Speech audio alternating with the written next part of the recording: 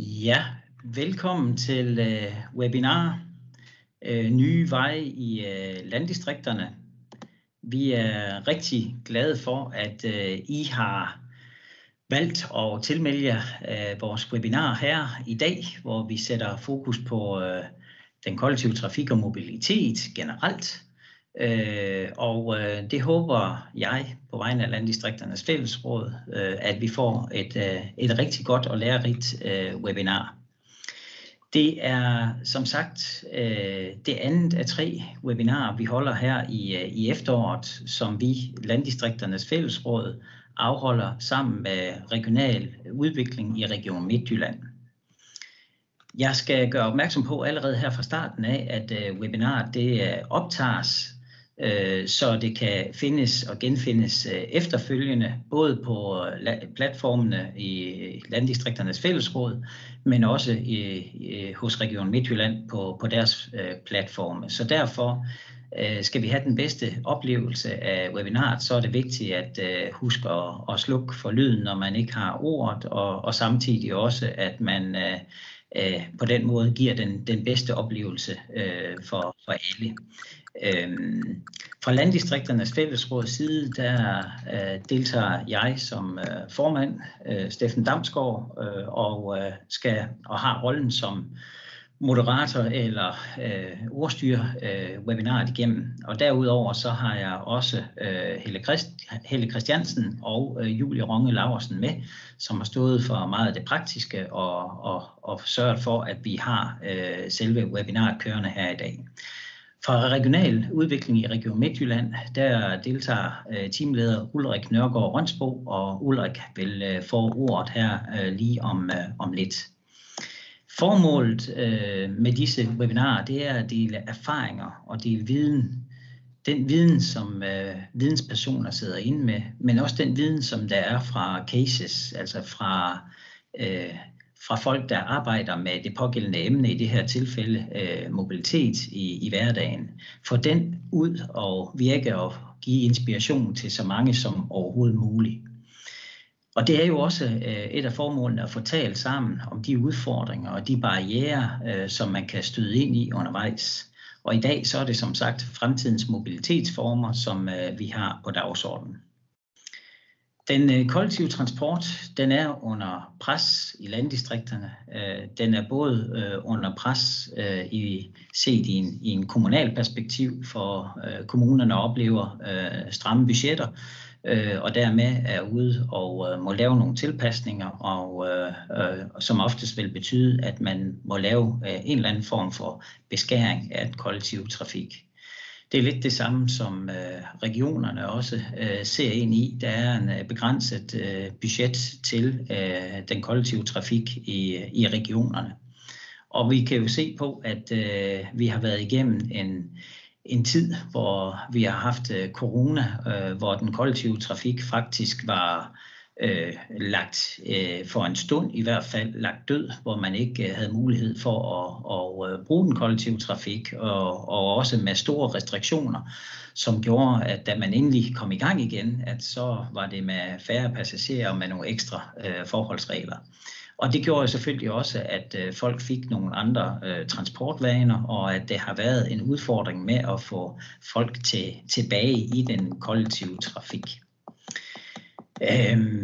Derudover så er det jo også, at når først man får nogle andre vaner, så kan det jo udfordre at komme tilbage i bussen, som jo er en af de forudsætninger, der er, hvis man skal have en sammenhæng i den kollektive trafik, at der er folk, der benytter sig af det, og der er indtægter, der er billetindtægter, som kan dække en del af omkostningerne. Og der må vi sige, at det har været en stykke vej med at nå tilbage på passagertallene, som vi har set tidligere inden coronakrisen. Samtidig så kender vi jo også alle sammen hele inflationsdelen, hvor prisstigninger på brændstof og generelt prisstigninger på alt har betydet, at der har været en øget omkostning. Alt det her kan jo lyde kedeligt måske, men det er jo lidt den grundris og den baggrund og det bagtæppe, vi har, når vi kigger ind i, at regioner og kommuner tilsammen er ude og lave beskæringer, men også forandringer i den kollektive trafik, og hvor man så også giver og har og skal tage det som anledning til at sige, hvad kan vi så gøre? Er der noget, vi kan gøre anderledes? En ting er den kollektive trafik og den kollektive transport. Emnet for i dag, det er jo også fremtidens mobilitet, og der kommer vi også til at se ind i en ny verden, forhåbentlig, hvor vi kan øge mobiliteten ved at tænke transport i endnu bredere perspektiv. Den manglende transport, som nogen vil sige, der er lige nu, det kan jo i hvert fald få nogle konsekvenser for den befolkning, der er i landsbyerne og på landet, i landdistrikterne. Det er både unge, der skal til uddannelsen, i nabobyen måske. Det er folk, som skal er brugere af sundhedsvæsenet, og derfor er det meget vigtigt, at man kan komme til læge eller andet. Det er også folk, der tilrettelægger en hverdag efter og kan bruge den kollektive transport, når man skal til og fra arbejde. Og så er det jo folk, som har nogle transportformer, og hvor den kollektive transport måske er den eneste løsning for at komme frem og tilbage. Og der har vi jo mange befolkningsgrupper, også i landdistrikterne og på landet. Vi har mange ældre, vi har også nogen, der er afhængige af, at man kan komme frem og tilbage, uden at man selv er transporterende. Hvis vi ser ind i de muligheder, der er fremadrettet, så er det jo at tænke alternativt, og det kommer vi også ind på her i løbet af webinaret. Så vi vil høre om både flextrafik, delebiler, samkørsler og andet, sådan at mobiliteten og transportbehovet for befolkningen på landet og i landdistrikterne, at den kan se ind i nye løsninger. Og med webinaret i dag, med nye veje i landdistrikterne, så ser vi altså på alternativer til fremtidens, eller til den mobilitet, vi kender i dag. Vi prøver at løfte et fli ind i fremtidens mobilitetsformer, og også ser på, hvordan kan man finde nogle løsninger, hvor landsbyen og hvor lokalbefolkningen og det stærke sammenhold og fællesskab, og også den indsats, der er med frivillige, at det måske også kan være med til at spille en rolle, når vi skal sikre en god mobilitet fremadrettet. Vi har aktuelt et tema, som fylder meget, ikke bare hos jer og alle, der bor i landdistrikterne. Det fylder også noget og meget ind på politisk, selvfølgelig i kommuner og regioner, men også på Christiansborg. Og det er jo derfor, der også er nedsat et ekspertudvalg under Transportministeriet, der her det næste års tid godt og vel skal prøve at finde nogle gode, kloge løsninger på, hvordan kan vi sikre mobilitet, både i byerne, men ikke mindst også i landdistrikterne, hvor det er muligt, at man kan sikre en bedre mobilitet. Det var faktisk indgangsvinklen i forhold til det kommissorium, som er lavet omkring ekspertudvalgets arbejde. Så en bedre mobilitet i landdistrikterne, fremtidens mobilitet, som vi skal snakke i dag. Så derfor håber jeg jo også, at vi kan få nogle gode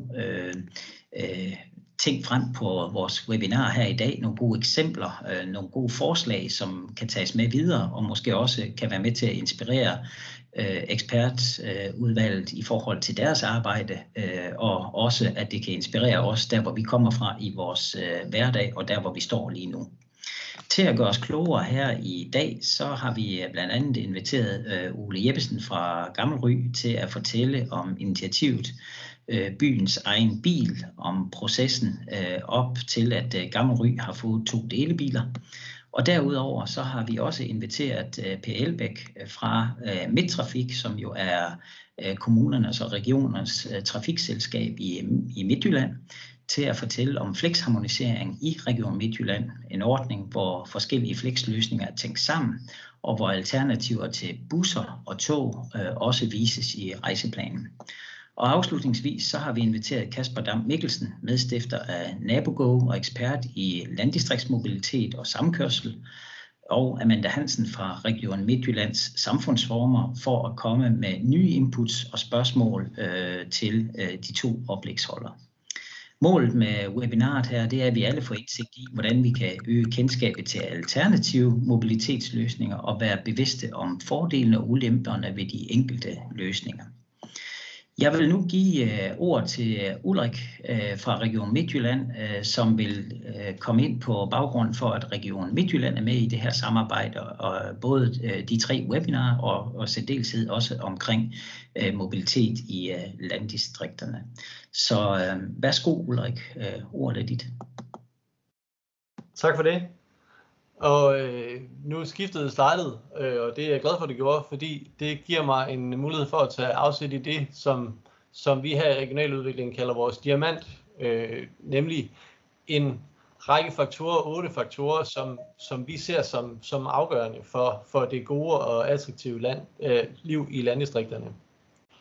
Og baggrunden for, at vi er med i de her webinarer, det er det her med, at vi arbejder med de 8 elementer af at gøre det attraktivt at bo i landsbyer og landdistrikter.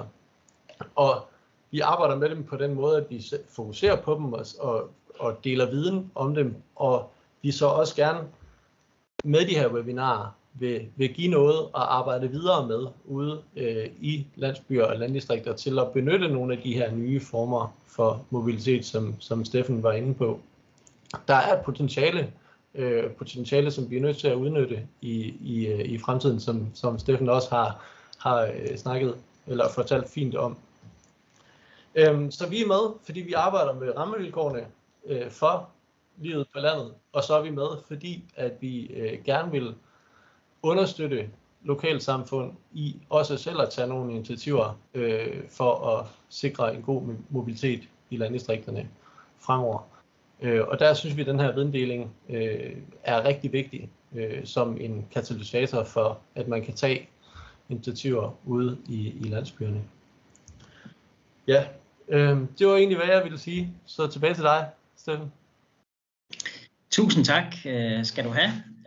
Og så inden vi går i gang med dagens program for alvor, så vil jeg lige ridse det kort op. Som sagt, vi er lige på bagkant af programtidspunktet, men vi har først et oplæg ved Ole Jebsen om delebilordningen i Gammel Ry, og cirka kl. 17, måske lige et par minutter over, så er der oplæg ved Per Elbæk fra Midtrafik om harmonisering af flexordningerne. Klokken 17.20 har vi en panelrunde med nye inputs, hvor vi både har Kasper Dam Mikkelsen og Amanda Hansen med.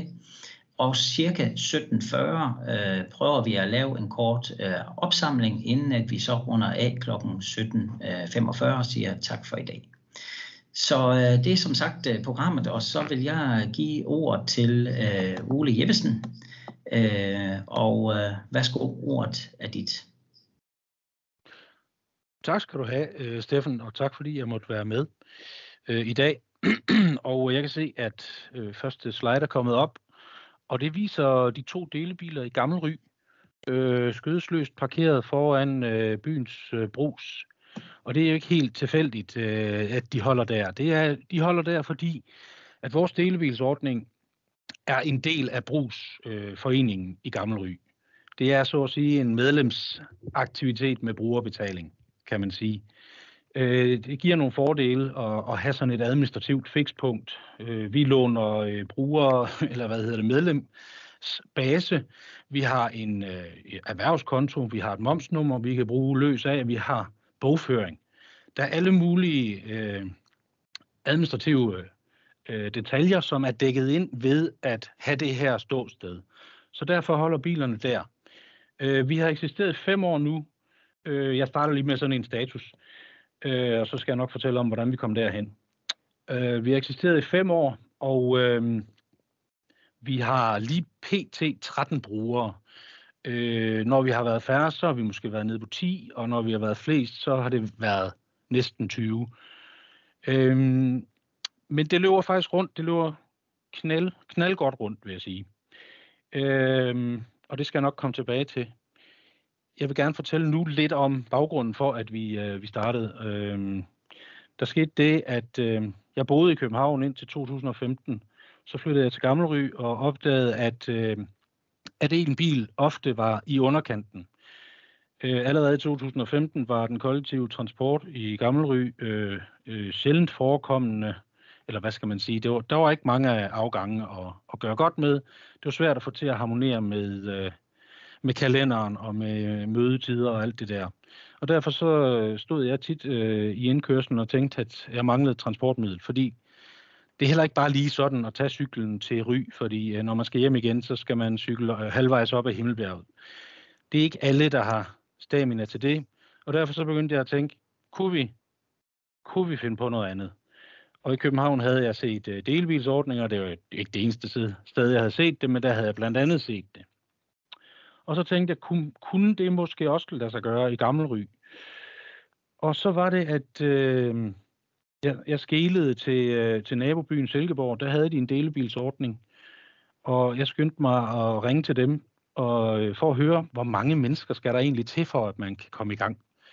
Det var sådan det indledende spørgsmål, og det var et nemt svar. Det var 6-8 mennesker, havde de erfaret i løbet af deres levetid, at 6-8 per bil, så løber det rundt. Det var jo dejligt konkret.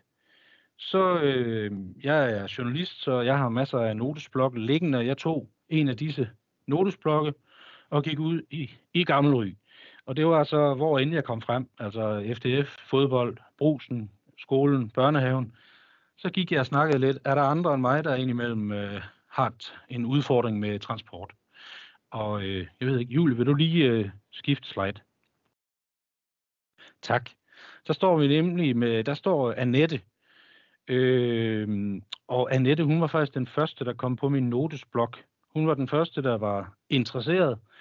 Og hun er sådan set medlem den dag i dag, og derfor har hun fået lov at have æren til at være blikfang. Men jeg gik rundt og snakkede med folk, og det lykkedes faktisk at få de her 6 navne på bloggen. Og jeg var samtidig medlem af Brugsens bestyrelse, så jeg tog emnet op på et bestyrelsesmøde og for at finde ud af, gav vide, om vi kunne lave det her i brugsregi.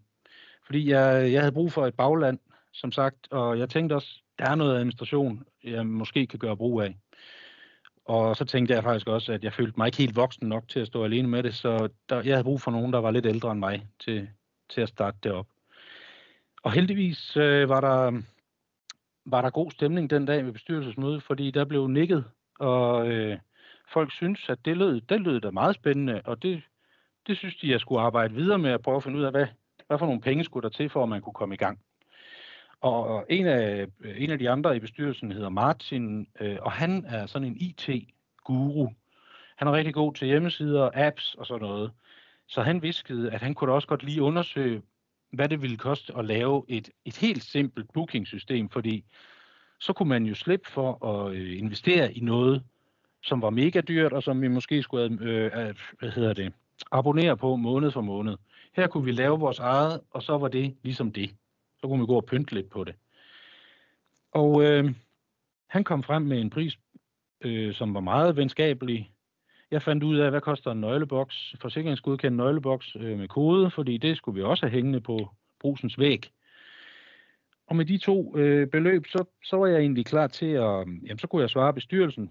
Vi skal bruge det her for at have rammen på plads.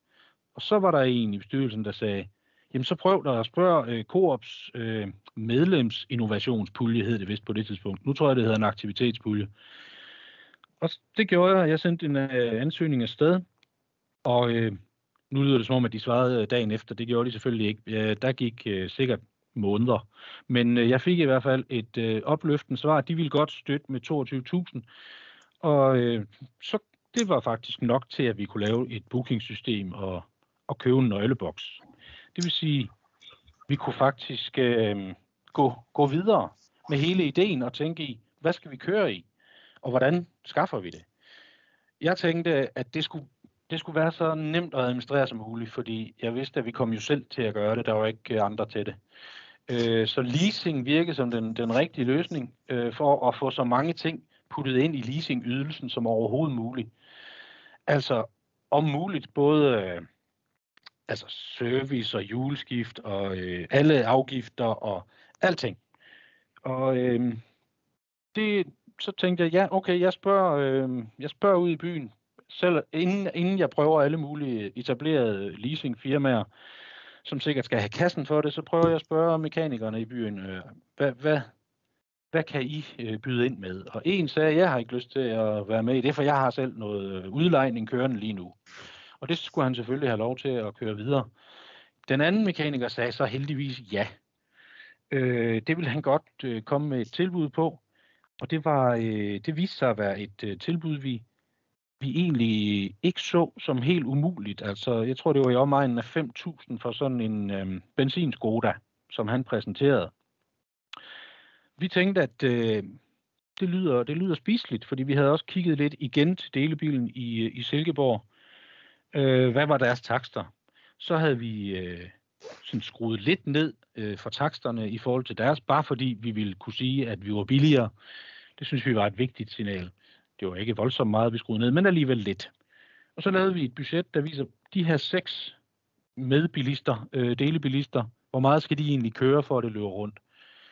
Og vi synes ikke, at det var skrækkeligt meget. Men, og hvis du lige prøver at skifte igen, jeg kan ikke lige huske, hvad for et billede der kom. Nå jo, men der har vi lige foregrebet situationen lidt, men der står vi så med den der første delebil, vi fik, en benzindrevet Skoda, og det var i 2018.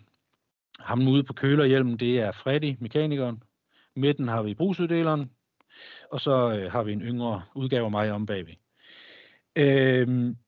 Men det var altså realiteten i 2018, og vi kan faktisk allerede nu skifte slide, fordi med til, at det kunne lade sig gøre, var, at jeg gik videre ud i byen med den der notesblok, for jeg synes, det kunne være skønt med nogle flere faste indtægter, altså til at, så det hele ikke kun skulle være abonnementsbåret, fordi vi har et abonnement i ordningen. Man giver 200 kroner for at være med, hvis man er 1 chauffør, 250, hvis der er 2 chauffører i husstanden, der skal kunne booke og køre.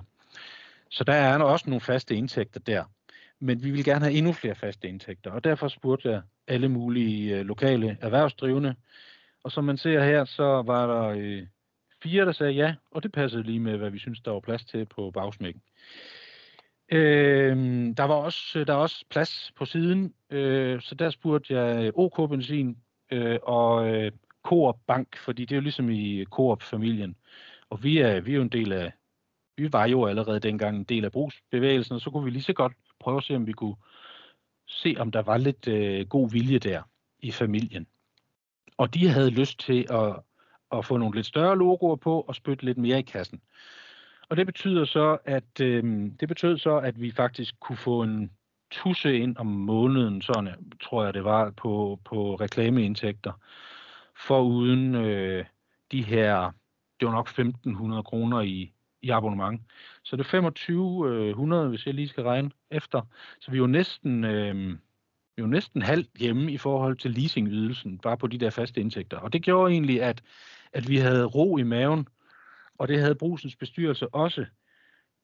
Så meget ro i maven, at de faktisk sagde, at de ville godt give en underskudsgaranti det første år.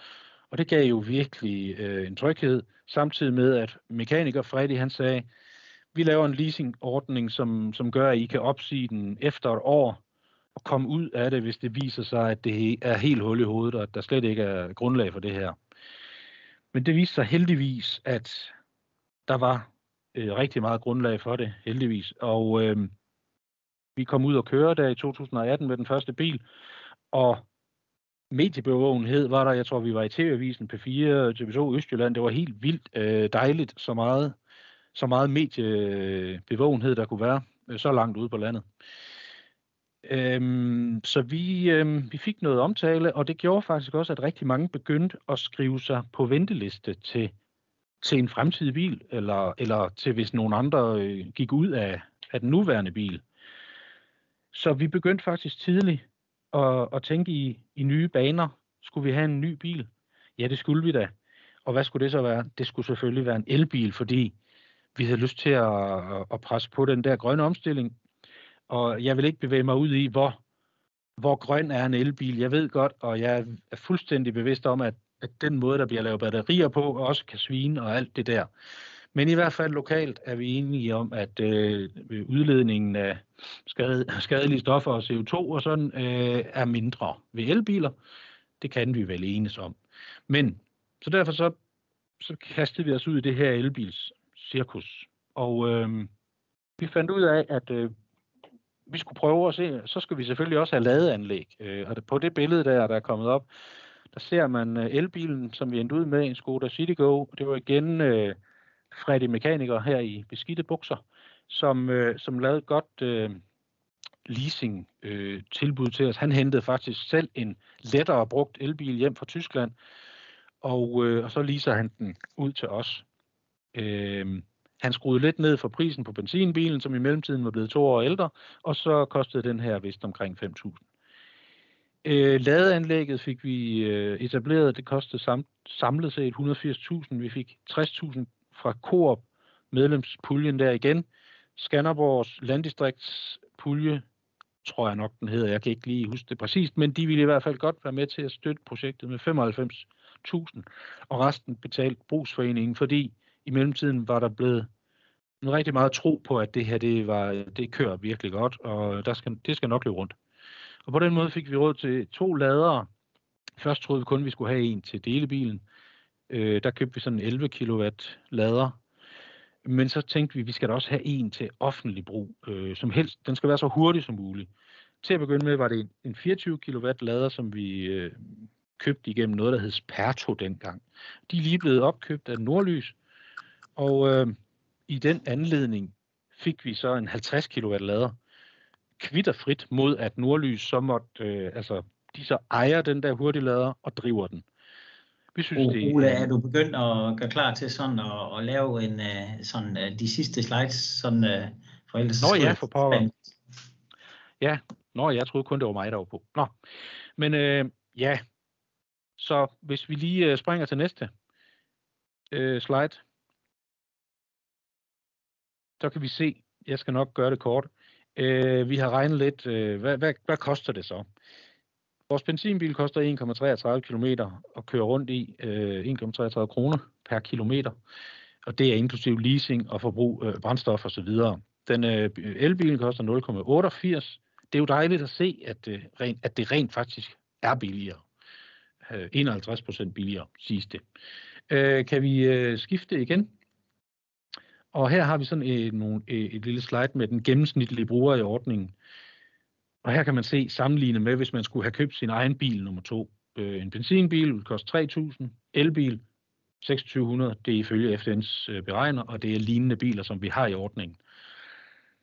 Og hvis man har delebilen og kører 3300 km om året, så koster det 900 kroner om måneden.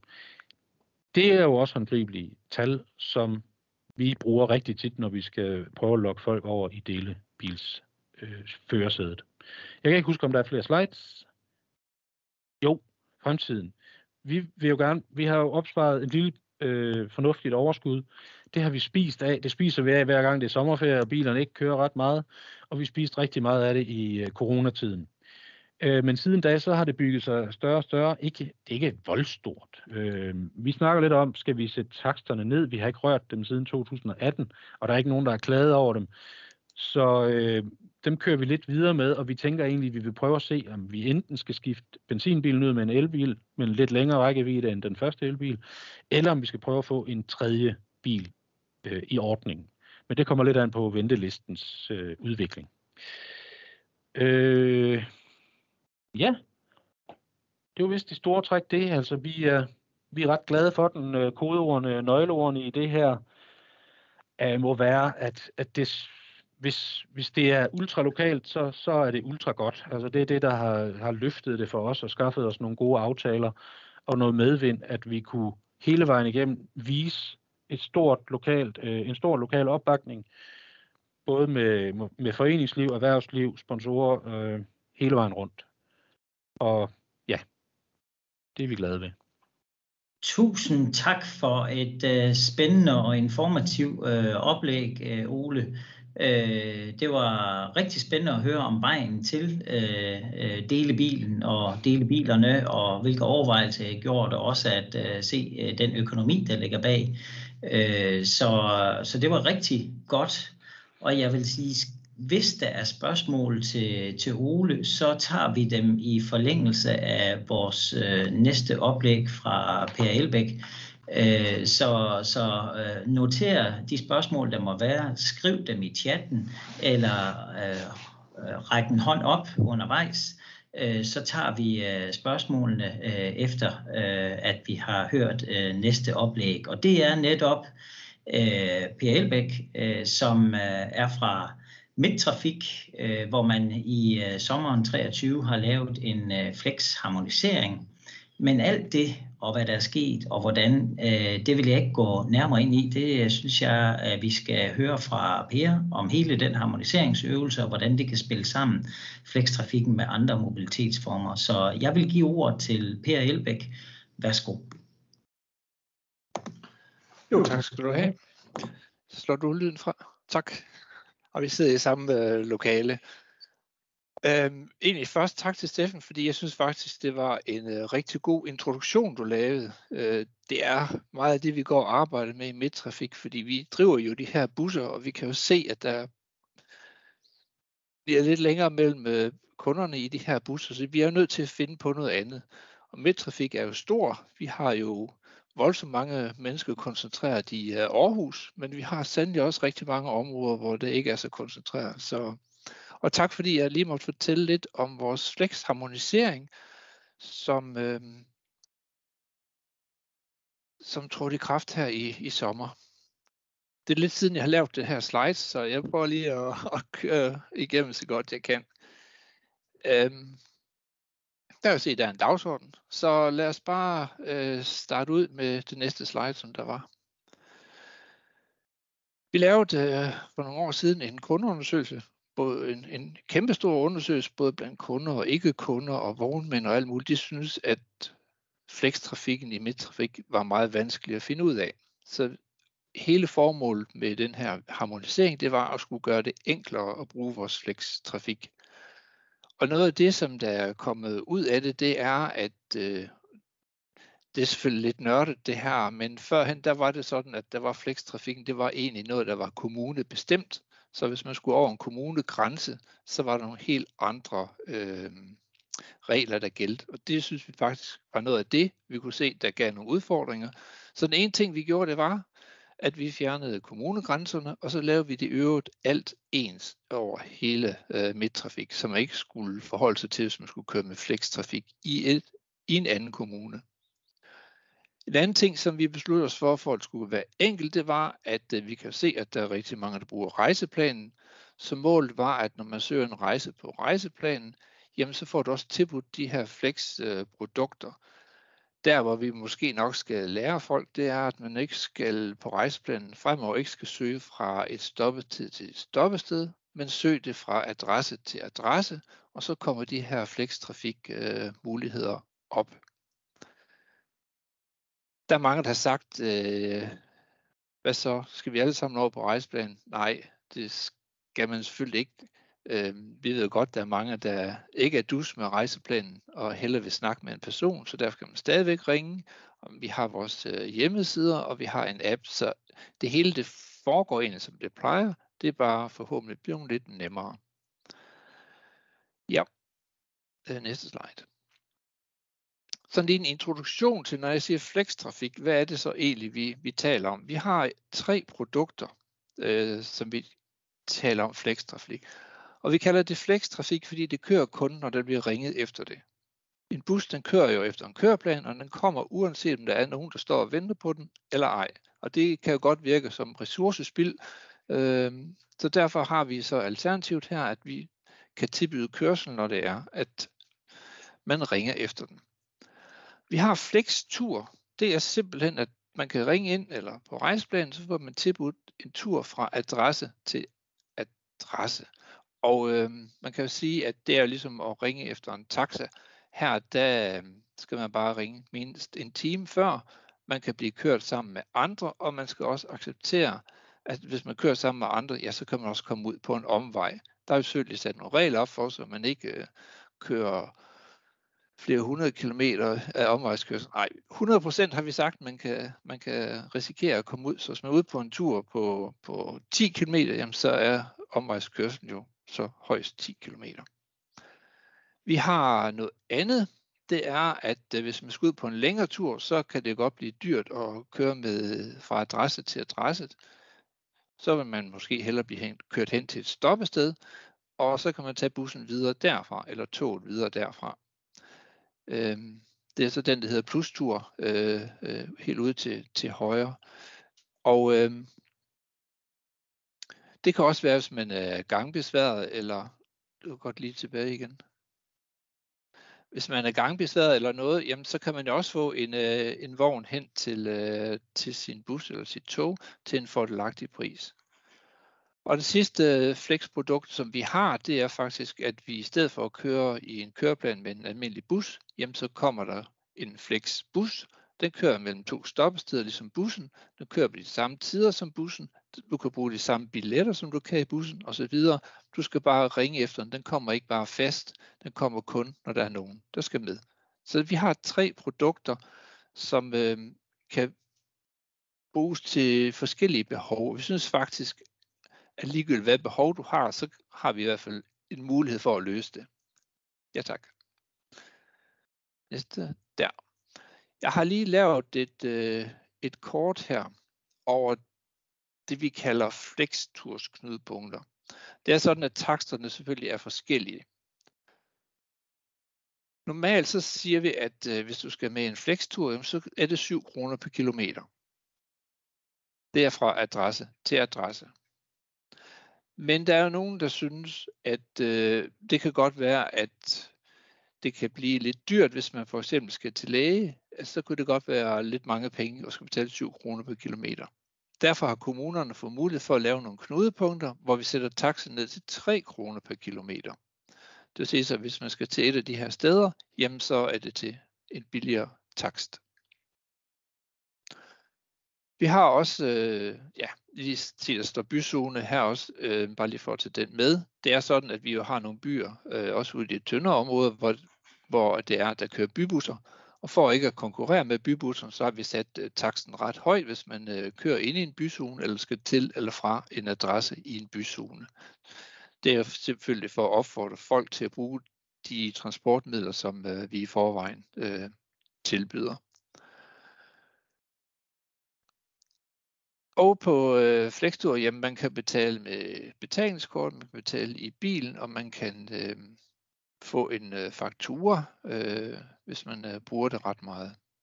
Så det skulle være til at lige vil sige til at betale, men man kan i hvert fald godt komme af med betalingen, så det hedder i stedet for. Ja, tak. Nu kan jeg huske min slides. Det er godt. Tak skal du have. Ja, flexbussen. Det er så den næste. Ja, den tager vi lige. Og der kan vi se et eksempel på en flexbus ude på Djursland, hvor vi har for eksempel en bus, der kører kl. 6.13 fra Glæsborg, og så kører den hele vejen som den slagende vej ind til Grenaa Trafikterminal. Men her om formiddagen kl. 9 og kl. 11, der har man tænkt, der er ikke ret mange med, så der er ingen grund til, at vi ligger og kører hele vejen rundt i pastoratet med måske ingen, eller måske bare et enkelt passager. Så hvis man gerne vil et eller andet sted fra, hvor bussen plejer at komme, for eksempel Bønderup Strand, jamen så ringer man ind en time før og siger, jeg vil gerne med bussen 9.28, og jeg skal til Grenaa Trafikterminal. Og det kan man så komme, og så går man ned til busstoppestedet nede ved Bønderup Strand, og så kommer bilen på det tidspunkt, man har aftalt, og kører ind til Grenaa Trafikterminal. Det kan være, at man skal en omvej, men det ikke kører direkte, fordi der er andre, der skal med. Men det er sådan, det fungerer. Og man kan bruge sit buskort, ligesom man plejer, og det er de samme takster som til bussen. Og det står jo her, og det er også sådan, at hvis man har et ungdomskort eller skolekort eller noget, som gælder til den her strækning, jamen så gælder den også i flexbussen. Så det er fuldstændig det samme. Ja. Den sidste, det var så plusturen, som jo så er et tilbud, at man kan blive kørt fra sin adresse og hen til en bus eller et tog, og så kan man blive kørt videre derfra. Det er så til billigere penge. Det er så til 3 kroner per kilometer. Og hvis man i øvrigt har en togbillet eller en busbillet, som gælder til den samme strækning, jamen så gælder den også til plusturen, så skal man ikke betale ekstra for det. Og jamen, man kan også betale med betalingskort og i bilen og så videre. Så det er egentlig også et spørgsmål om at få fat i en plustur. En plustur kan man så kun modtage eller få tilbudt via rejseplanen. Det er fordi, at det giver ikke. Vi skal have et sted, hvor vi er sikre på, at man kan blive kørt hen til en bus, der kører. Og det er det, som rejseplanen sikrer, at når man kommer frem, jamen, så er der en bus eller tog videre. Eller hvis man ankommer med en bus eller tog, så ved vi, hvornår den kommer, og så står bilen og er klar til at køre videre. Så det er derfor, at man skal bestille den via rejseplanen. Man kan ikke ringe ind og bestille den, eller via vores app. Ja. Det var kvarter. Godt, tak.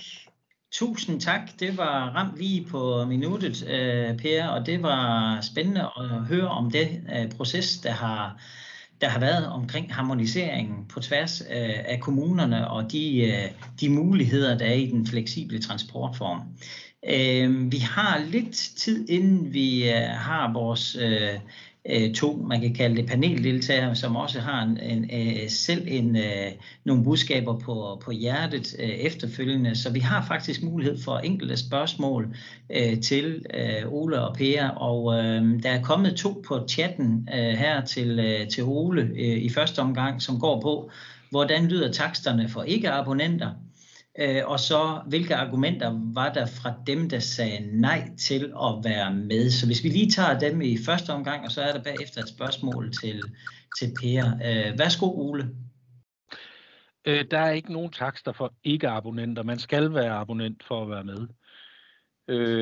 Så det koster de her 200 for en enkelt i husstanden, 250 for 2, 300 hvis der er 3. Der er jo nogle gange, der er nogen, der har store børn over 20, der gerne vil køre med. Derudover så koster det 10 kroner i timen eller 75 for en dag, og så 1,85 per kilometer. Men altså ingen takster for ikke-abonnenter, man skal være abonnent. Og spørgsmål 2.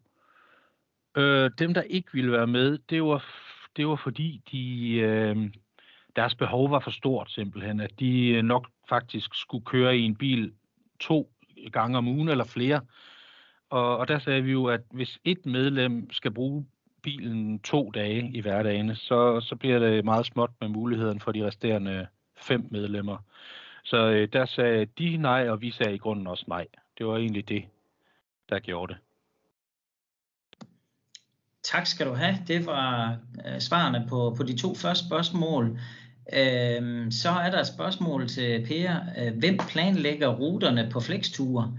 Er det et menneske, altså chaufføren, eller er det noget software? Det er nok et spændende spørgsmål, når man også kigger ind i den her tid med kunstig intelligens og andet. Men det er spørgsmålet. Værsgo, Per. Måske lige være lidt fræk, for jeg havde faktisk også et spørgsmål til dig, Ole. Så jeg lige kunne tage den først. Jeg synes jo, det er spændende det her med abonnementer, altså hvor mange der kan være med i en delebil. For du sagde flere gange, at der var nogen, I havde sagt nej til. Og nu kunne jeg så forstå, at I også har noget med, hvor meget man må bruge den. Om du lige kunne åbne lidt op for, hvor mange der må være om bil, og lidt om, hvad behov man så egentlig må have, hvis det er sådan, man skal formulere det. Ja, vi har faktisk ikke... Ole, du får lov at svare med det samme, og så kan Per, han slipper ikke for sine spørgsmål. Dem får han bagefter skal svare på. Men værsgo, Ole, hvis du er klar på det. Ja tak, jeg skal prøve. Vi har faktisk ikke nedskrevet noget om, hvor meget eller hvor lidt man må bruge den, men man må have 5 bookinger ad gangen. Sådan har vi det sagt. Og så er det egentlig sådan lidt hvis nogen pludselig er i gang med at have 2 uger i træk, hvor de har 2 bookinger i hverdagen, så siger vi lige, husk lige, at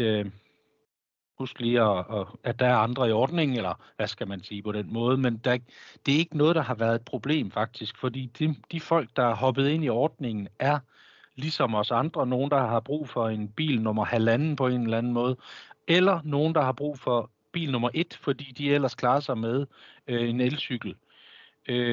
Så der er ikke nogen, der virkelig har et kæmpe behov for den her bil, fordi så vil de slet ikke være med. Vi sørger for at få dem klædt rigtig godt på, inden de tager beslutningen. Tak skal du have, Ole. Og som sagt, så har vi spørgsmål til Per, som går på, hvem planlægger ruterne til flexture. Og så har vi faktisk 2 mere, der har markeret spørgsmål bagefter, men du får lov at svare nu, i hvert fald i første omgang, Per. Værsgo. Okay, så kan jeg ikke trække den. Nej. Det er faktisk et IT-system, som planlægger turene. Det er jo sådan, at vi kører jo ikke turene, kun de her ture. Vi planlægger det sammen med patientkørsel og handicapkørsel. Så alt i alt så er der sådan lige omkring 100.000 ture. 1 million ture, vi kører om året, som vi planlægger de her flex-ture ind i. Så det er også derfor, vi skal have plads til, at man kan køre en lille omvej, og man ikke lige kommer afsted klokken 10:10, fordi det har jeg behov for. Man kan godt komme afsted klokken 10 eller klokken 10:30, fordi det skal gerne passe sammen. Men det er et system, som håndterer alle de her ture. Smart. Og så har jeg Ulrik, vores medarrangør, som har markeret med en hånd. Så værsgo, du får ordet. Ja, det er et uddybende spørgsmål til det, du sagde lige før, Ole. Det her om, hvordan med bookinger, og sådan, jeg har været med i en delebilsordning i København, hvor der var det nogle gange svært, fordi at så var bilerne booket, men der var jo rigtig mange biler, der blev booket. Så derfor er jeg egentlig lidt, enormt positivt overrasket over at høre, at I kan få det til at fungere med først 1 og så 2 biler, ikke? Har det været gnidningsfrit, eller har I oplevet nogen, der har været trætte af, at nu er bilen booket, det var nu jeg skulle bruge den, og hvad skal jeg så bruge delebilsordningen til, hvis den ikke er der, når jeg skal bruge den? Ja, jeg svarer bare. Der er ikke nogen, der har haft store problemer. Der er ikke nogen, der har ytret, at de havde problemer. Det er på en eller anden magisk måde næsten altid muligt for folk at planlægge en lille smule, hvis de er tvunget til det. Og det har vi sagt. Prøv at lægge planer. Altså, hvis du ved, at du har et møde i overmorgen, så få booket den bil. Og på den måde, så er folk faktisk blevet gode til at langtidsplanlægge. Der er ikke ret mange, der forventer, at de kan tage en sviptur med 10 minutters varsel. Det kan man faktisk nogle gange være heldig at gøre, men det er ikke noget, man kan regne med. Man kan gøre det tit i weekenderne, fordi vores biler kører mest i hverdagene, og de kører mest 10-30 kilometer, små ture ud til møder og den slags. Det er sjældent, der bliver kørt lange ture i dem. Så på en eller anden måde, så er det også nogle korte bookinger. Så er den lige væk i 2 timer. Så er den jo til rådighed igen. Og derfor så kan folk måske lige reschedule deres møde, eller hvad det nu skal være, og så er problemet løst. Godt at høre. Tak skal du have, Ole, for svaret. Jeg så Amanda markerede lige før og trak hånden tilbage. Jeg ved ikke, om du havde et spørgsmål, eller om det ikke længere er aktuelt. Der er ikke en hånd op lige nu. Vi kan godt tage det. Det var ellers, om det skulle være med senere i paneldebatten. Men jeg vil gerne stille det nu. Og først og fremmest var det fedt at høre, at Flextrafik også er kommet med på rejseplanen. Det ved jeg i hvert fald, vi er lidt diskuteret meget samfundsformerne om det var muligt. Og det er jeg selv begyndt at se. Jeg har så oplevet lidt udfordringer med det i forhold til os unge, der ikke rigtig kender til Flexbus-trafikordningen. Og jeg tror heller ikke rigtigt, at vi ser det som noget, vi kan ringe og bruge. Og heller ikke, hvordan vi så gør det, fordi det fremgår oftest bare som en måde at komme fra A til B på. Og så har jeg så også oplevet, at så dækker det for andre måder så at komme fra A til B på ind i appen. Så mit spørgsmål er egentlig, hvordan om I sådan har tænkt at få os unge med på vognen, altså måske at lave en lille guide eller sådan sætte op i busser og letbaner, sådan, hey, har du set, at flextrafik nu indgår i rejseplanen? Fordi jeg ved, vi er nogle af dem, der måske er lidt mere IT-kyndige og bruger den rigtig meget i vores hverdag. Så det var, man har fokus på det, fordi jeg synes, det er en god mulighed, der måske går lidt til spil. Værsgo, Per. Og jeg ved snart ikke lige, hvordan jeg skal svare på det, fordi vi har jo brugt rigtig mange ressourcer på at fortælle noget om den her flexharmonisering. Vi har været på sociale medier, vi har været på Facebook, vi har været reklamer på TV MidtVest, på BT's webapp, i busserne. Men det kan godt være, at vi har været for meget fokuseret på, at det skulle være de ældre, der havde en udfordring med at finde ud af det her. Det kan jeg jo ikke sige, men vi har i hvert fald prøvet også de sociale medier at fortælle om det. Fordi vi vil rigtig gerne, og det ved jeg også, at kommunerne rigtig gerne vil, at man bruger det her system, fordi det er der for at blive brugt. Og det er også fordi, at ideen med det jo er jo også, at så kan du bruge bussen den ene vej, og så kan du måske, hvis den så ikke kører, fordi man skal være længere tid væk, eller man skal afsted noget tidligere, end hvor bussen den kører, jamen så har man et alternativ. Og hvis du har et ungdomskort, så kan du jo også i hvert fald bruge flexbussen til det. Så det tror jeg, det er det, jeg vil gerne tage med hjem og sige, at det kan godt være, at vi ikke har ramt målgruppen med de unge studerende. Det vil jeg lige tage med hjem. Fedt. Ja. Eller i hvert fald også godt. Tusind tak. Og så vil jeg lige så stille læse videre i den sidste del af selve vores webinar, og der kan man sige, at Amanda har næsten taget hul på det ved allerede at komme ind med et spørgsmål. Men den næste del, det er jo som sagt, at vi får lidt flere perspektiver på fremtidens mobilitet, og derfor har vi inviteret Kasper Dam Mikkelsen fra NaboGo, og som sagt Amanda Hansen fra Region Midtjyllands Samfundsformerne. Og I får mulighed for kort at fortælle om jeres indgangsvinkel til emnet. Og det vil sige, Kasper, du får et kort pitch i forhold til at fortælle om NaboGo, og samtidig også forholde dig, reflektere over det, du har hørt, både fra Ole og Per. Og der er selvfølgelig fortsat mulighed for at komme ind med spørgsmål i chatten. Men jeg vil give ordet nu til Kasper. Værsgo. Tusind tak, og tusind tak for de glimrende oplæg. Og en hurtig refleksion, det er jo, at jo flere løsninger, der kommer ud i landdistrikterne, jo flere løsninger, der er til alternativ til egen bil, jamen jo højere er sandsynligheden jo samlet set for, at der kommer færre biler. Der er behov for færre biler ude i landsbyerne. Så man kan sige, at vores indgang i det her, det er jo, at altså konkurrencen med bilen er stor, og det der kan vinde et markedsandel fra bilen, det er jo, at de her løsninger, de er der. De unge kender dem, de ældre kender dem, og man forstår ligesom nogen går ind i byen, at man kan bruge dem fleksibelt. Altså vi har jo mange mobilister inde i de store byer, inde i Aarhus, inde i København, inde i Odense, der bruger løbehjul og cykler og letbaner og busser og alt muligt fede ting, delebiler for at komme rundt som alternativ til bil, uden at tænke så meget over det i virkeligheden. Det er bare det, man gør jo for at bevæge sig, og man har en frihed.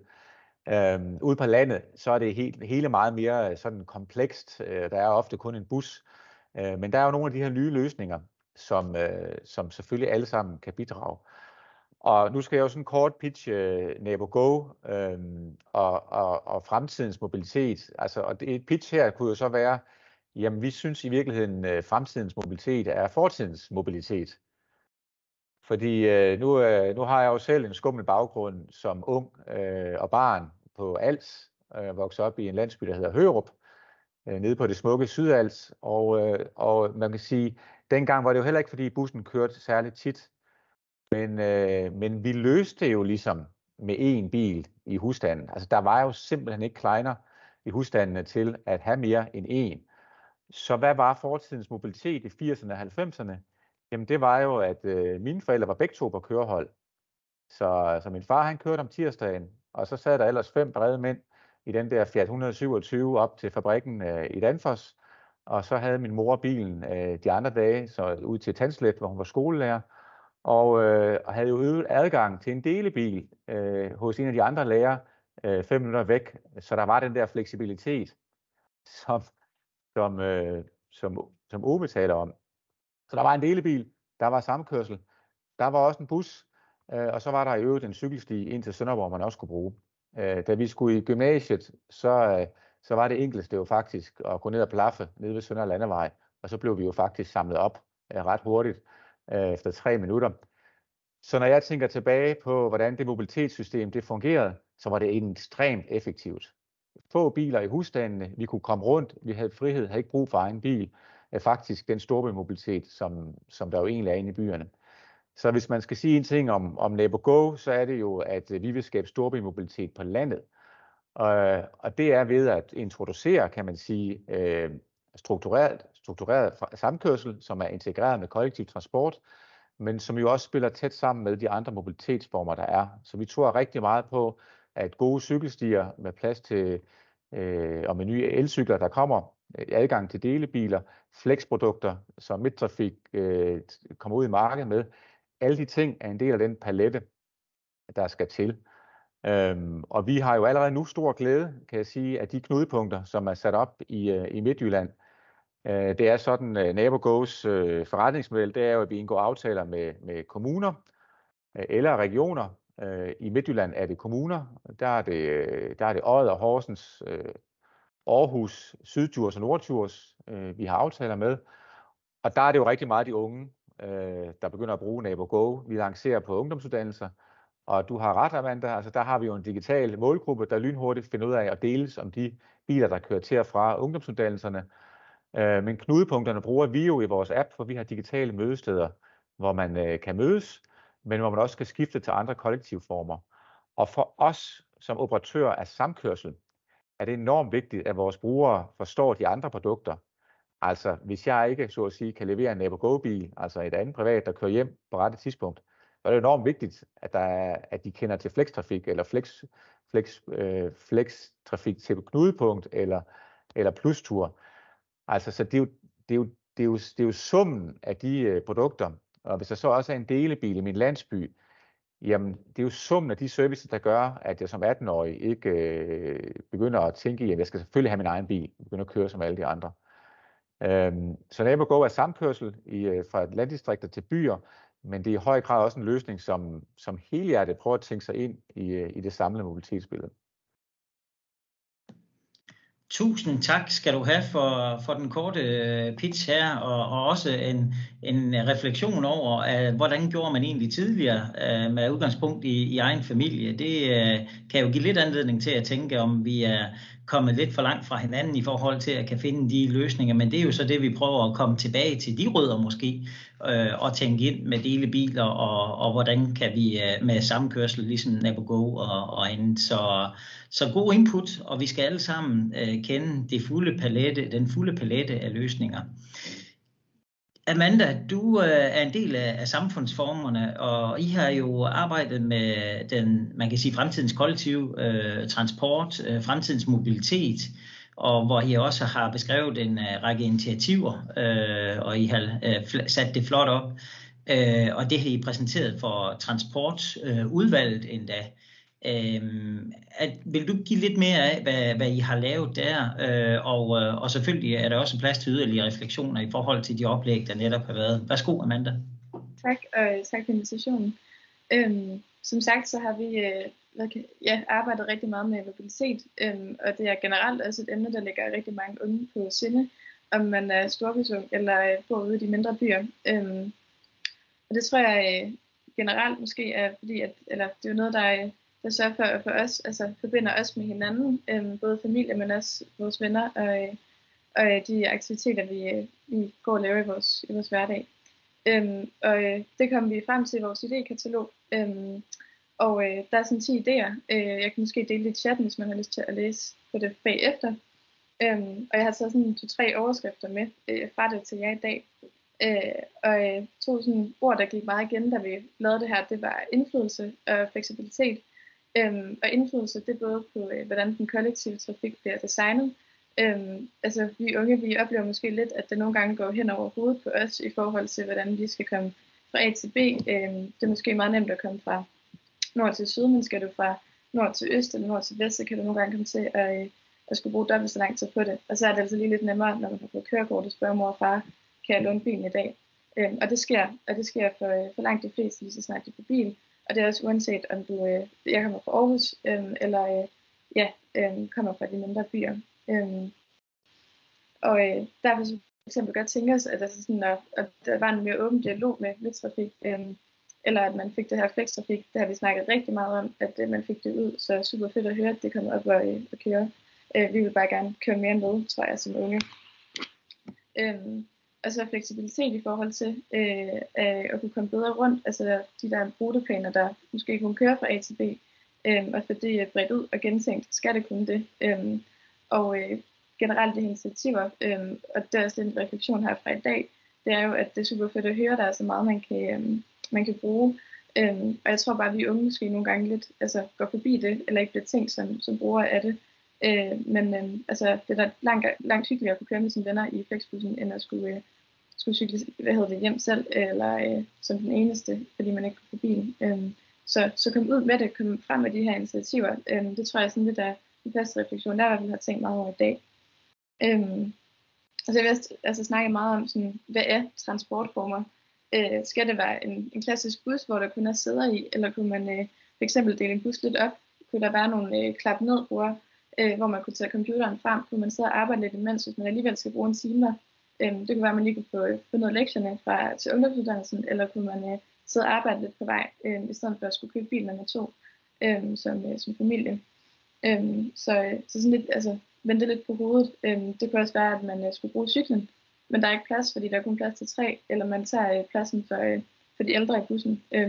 Så have nogle flere flexrum for det udvidet lidt. Det er selvfølgelig lidt nemmere sagt end gjort, men det er jo noget, der man ser i sådan noget som København, hvor der hele tiden er cykler med, at det kunne være federe at få det bredt ud, så man ikke skal føle sig begrænset af at tage den ene transportform frem for den anden. Og så har vi også snakket sådan lidt meget, eller det er måske lidt løst, men gør det sjovt at køre med offentlig transport. Skal det kun være en måde at komme fra A til B på, eller kunne der være nogle QR-koder, kunne man logge ind på et eller andet, kunne man kvæge sit ungdomskort, eller når man køber en billet, altså medlemskab, ligesom DSB Plus for eksempel, der er gratis, og man optjener nogle point, når man kører, og så få lidt fordel. Så man føler sig sådan lidt eksklusiv, og man er ung eller ældre, og bruger den offentlige transport.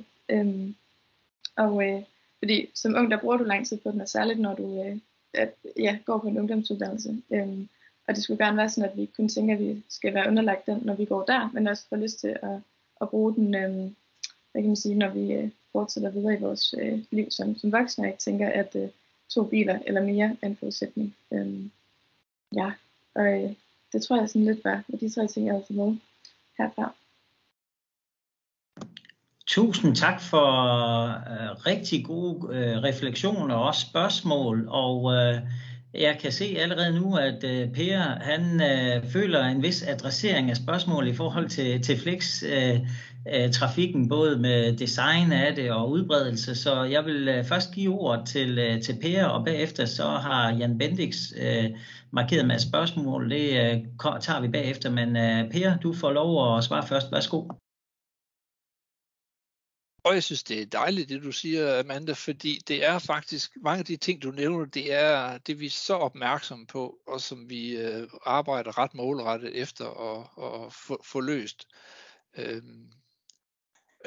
Vi har selv haft et ungdomspanel i forbindelse med et 8 kommuners samarbejde, vi har haft herude i Vestjylland, og de siger det samme, og det har vi taget til os.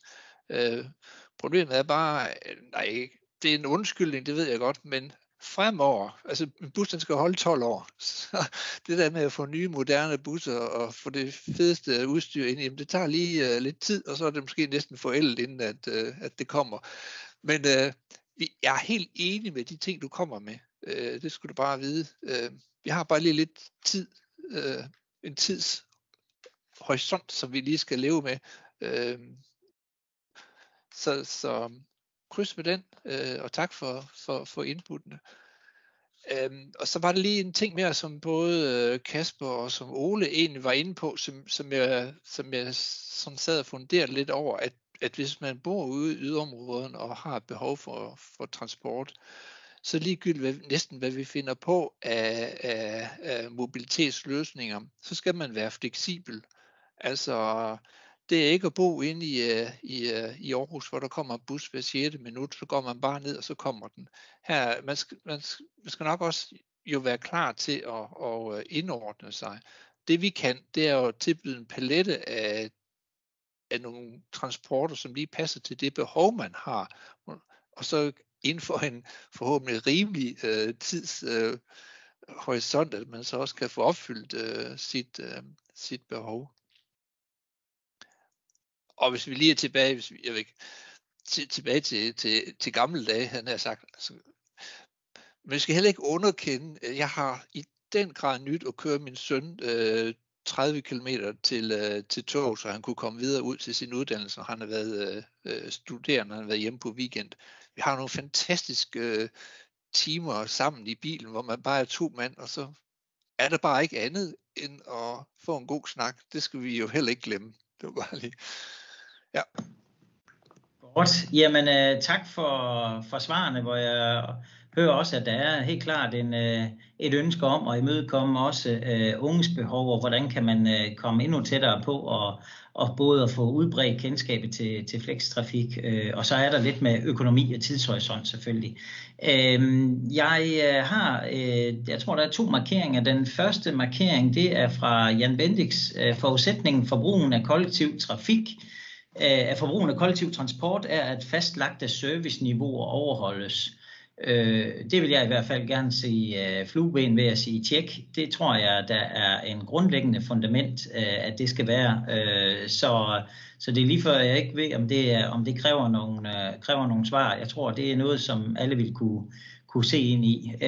Og så har vi hånden op fra Kasper, som vi jo hørte før fra NaboGo. Så Kasper, du får lige ordet med en spørgsmål, refleksion, og så begynder vi så småt og runde af derefter, for der er måske nogle af jer, der er planlagt, at vi slutter præcis, sådan at man kan nå tilbage til aftensmaden. Så vi tager lige Kasper først, og så måske et aller sidste spørgsmål bagefter. Værsgo, Kasper. Yes. Ja, det var bare lige kort, måske mest til Per og sådan. Altså den her fleksibilitet, fordi det er jo rigtigt, altså det kan jo ikke lade sig gøre at sende stambusser ud til små landsbyer med 5 minutters drift. Så der er noget, man må indrette sig på. Men det vi så til gengæld også bare ser nogle steder, hvor sådan noget som samkørsel virkelig kommer op og kører, der er jo nogle ret kraftige kørselsmønstre ind mod centerbyer i myldretidsbåndet. Så vi ser jo faktisk nogle korridorer nu forme sig. I Midtjylland er det jo rigtig meget ind til Rønde for eksempel, ikke? Hvor vi begynder at få rigtig mange biler, og ind til ungdomsuddannelserne i Aarhus, hvor de kommer fra oplandet. Altså hvor man jo faktisk har den der oplevelse af, at du kan køre hver 5. minut med noget der, som så hedder en samkørselsbil.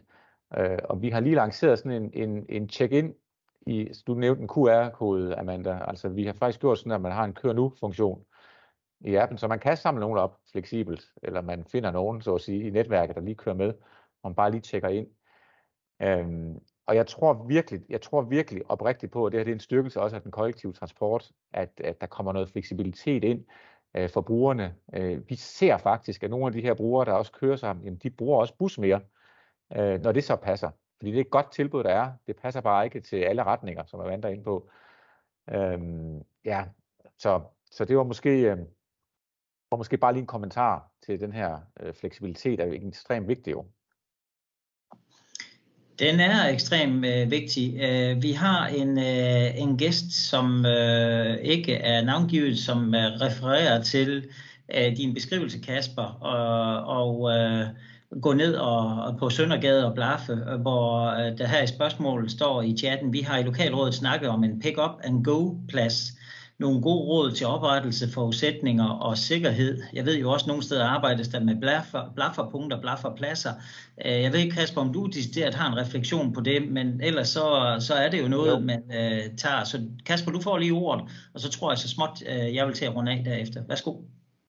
Jamen, jeg elsker jo, at vi er kommet dertil, fordi det er der, jeg gerne vil hen med det her, altså at samkørsel bliver så moden, at det ikke nødvendigvis skal planlægges, men at de planlagte ture, der er, nemt kan samle nogen op på vejen. Og der har vi jo også, kan man sige, adopteret i Danmark, først i Sønderborg Kommune faktisk, kør medbænke fra Tyskland, som blev først sat op uden for Flensborg. De er sådan spredt sig ud. Blafferbænke hedder de andre steder. Det er helt genialt, fordi det betyder, at der er nogle mennesker, der gerne vil køre med derfra. Og der er spørgsmålet her om sikkerhed. Er det så sikkert eller usikkert? Jamen der har vi i hvert fald nu funktionaliteten til, at man kan tjekke ind, hvis chaufføren er en NaboGo-chauffør, så kan man simpelthen tjekke direkte ind i den tur. Så vi begynder at kalde det digital blafning. Og det løser jo faktisk noget af den der usikkerhed, fordi det betyder, at der er et telefonnummer, der bliver verificeret af os, og der også er noget betaling, der kommer styr på, at man faktisk betaler for den tur der, og man også ligestiller chauffør og blaffer.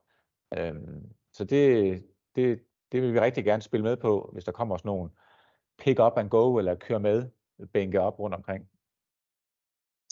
Tak for det, Kasper. Og nu kører vi på den sidste minut. Amanda, du har markeret, hvis det er ultrakort, for ellers hvis det er længere, men du får lige ordet i 15 sekunder, og så runder jeg af derefter.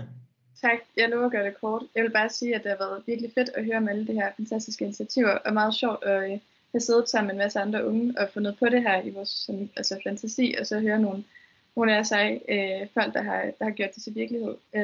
Jeg tror rigtig mange unge ikke ved eller er blevet introduceret til, at det virker, og hvis vi skal få det her til at fortsætte, om det er delebiler eller NaboGo, så prøv at tyde på ungdomsuddannelsen. Jeg ved ikke, om det er noget, der er gjort, men lav nogle aktioner, eller spørg, om I må komme ud og lave en dag, så vi kan blive introduceret til det, og det bliver lidt nemmere en dag at bestille en flextur, eller at bruge NaboGo. Bare et forslag til at få det spredt endnu mere ud, fordi det lyder super fedt, at vi ser det meget, meget kærkomment til den offentlige trafik i vores hverdag. Tak skal du have, Amanda. Og så vil jeg sige tusind tak for nogle rigtig spændende oplæg, både fra Ole i forhold til delebiler, fra Per i forhold til den flextrafiksomlægning og harmonisering, der har været i Region Midtjylland.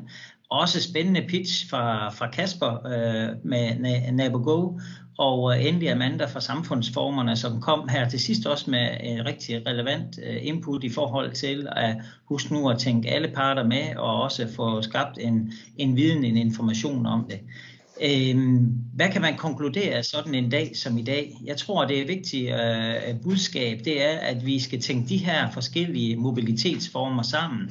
Vi har stadigvæk busser, vi har, som kører i rutedrift, vi har flex-trafik på forskellige vis med flex-tur, flex-bus, plus-tur. Og så har vi delebilsordninger, som også spiller en rolle i den mobilitet, der er behov for i landdistrikterne. Og ikke mindst samkørselsordninger og samkørselsløsninger, som jo både kan spille ind mod delebil, men også kan spille ind mod de andre kollektive transportformer og mobilitetsformer. Det er jo lidt interessant at høre, hvordan at knudepunkterne faktisk også er en vigtig del for NaboGo, og at man kan tale om, at der måske kan kombineres også med nogle digitale blafferpladser, hvis man kan kalde det.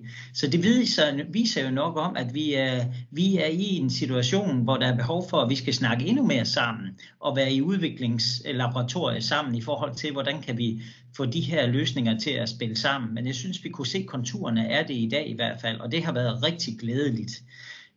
Samtidig så var der faktisk en forespørgsel om, hvad nu i forhold til andre områder, vil vi lave en webinar i forhold til Nordjylland og i Nordjyllands trafikselskab, og der kan jeg jo se allerede, at vi har så bred en deltagelse, at Nordjyllands trafikselskab har sagt, ja, vi stiller gerne op.